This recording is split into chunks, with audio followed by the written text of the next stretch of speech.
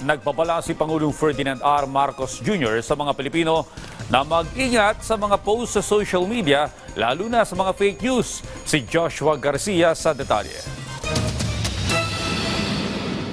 3 linggo mula na magsimula ang campaign period para sa National Post, kanya-kanyang paandar at pangako ang mga kandidato sa taong bayan. Kaya naman, may babala si President Ferdinand R. Marcos Jr. sa mga Pilipino.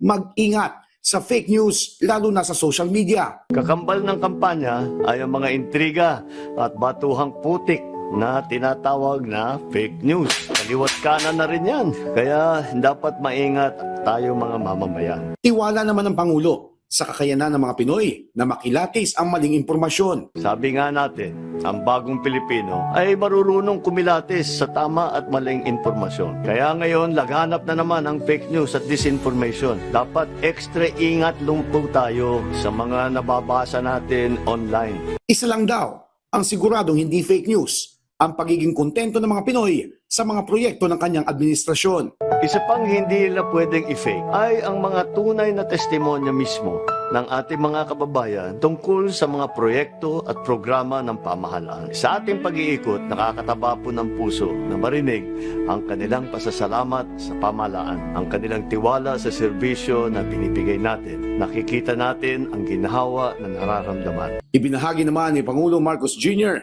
ang karanasan sa campaign rallies. Ang isa sa mga kinatutuwa ko sa mga rally na pinupuntahan namin ay nakikita ko mismo yung mga sumusuporta sa atin sa alyansa. Sila ay tunay na mga tao, tunay na Pinoy. Hindi lang ito mga keyboard warrior o troll, mga totoong tao po sila. Kinakamayan natin, nakakausap natin at nakukumusta. Hiniling ng Pangulo na maging mapanuri laban sa fake news kahit hindi eleksyon. Ang katotohanan ay kampanya man o hindi, ang fake news ay laging nandyan. Kampanya man o hindi, walang pipigil sa pagseserbisyo ng ating pamahalaan. Lalo pang patitibayin ang nasimula. Lalo pang paigtingin ang pagpapaganda ng ating bayan. Una nang sinabi ng Malacanang na suportado nito ang panukalang batas laban sa fake news. Joshua Garcia para sa Pambansang TV sa Bagong Pilipinas.